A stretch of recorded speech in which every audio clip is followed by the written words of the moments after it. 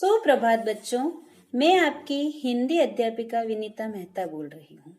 आशा है आप सभी स्वस्थ होंगे और सभी अपनी नियमित दिनचर्या के अनुसार कार्य कर रहे होंगे।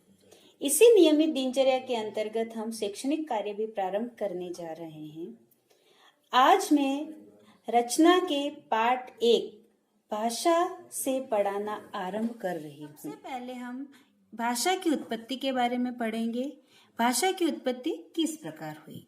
तो भाषा शब्द की उत्पत्ति संस्कृत के भाष धातु से हुई है, जिसका अर्थ है बोलना।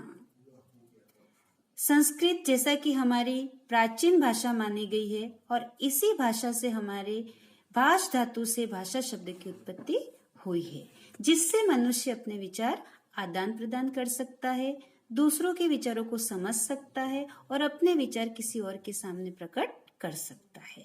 तो हम परिभाषा के तौर पर कहेंगे, मनुष्य के विचारों के आदान प्रदान का माध्यम है भाषा।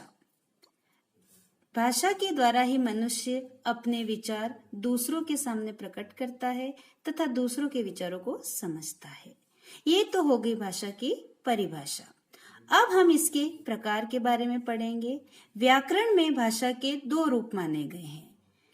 पहला है मौखिक भाषा और दूसरा है लिखित भाषा।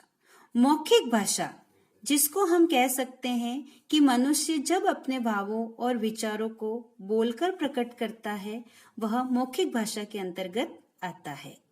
अतः मौखिक भाषा मनुष्य के बोलचाल का रूप है और इसका रूप परिवर्तित होता रहता है। जिस तरह से हम बोल रहे हैं तो हमारे शब्दों को हम परिवर्तित करके बोल सकते हैं। दूसरा है लिखित भाषा।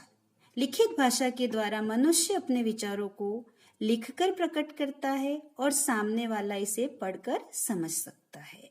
अतः लिखित भाषा लिखा हुआ रूप है और यह स्थायी रूप है। यह एक तरह से इस प्रकार का रूप माना गया है कि बरसों तक अगर इसको संभाल कर रखा जाए तो भी यह रह सकता है। अतः हम कह सकते हैं कि भाषा के 4 कौशल हैं। पहला है बोलना, जिसके अंतर्गत हम अपने विचारों को बोलकर प्रकट करते हैं। दूसरा है सुनना, तो बोले हुए विचारों को सामने वाला सुनकर समझ सकता है। तीसरा है लिखना, जिसमें मनुष्य अपने विचारों को लिखकर प्रकट करता है। और चौथा कौशल है पढ़ना।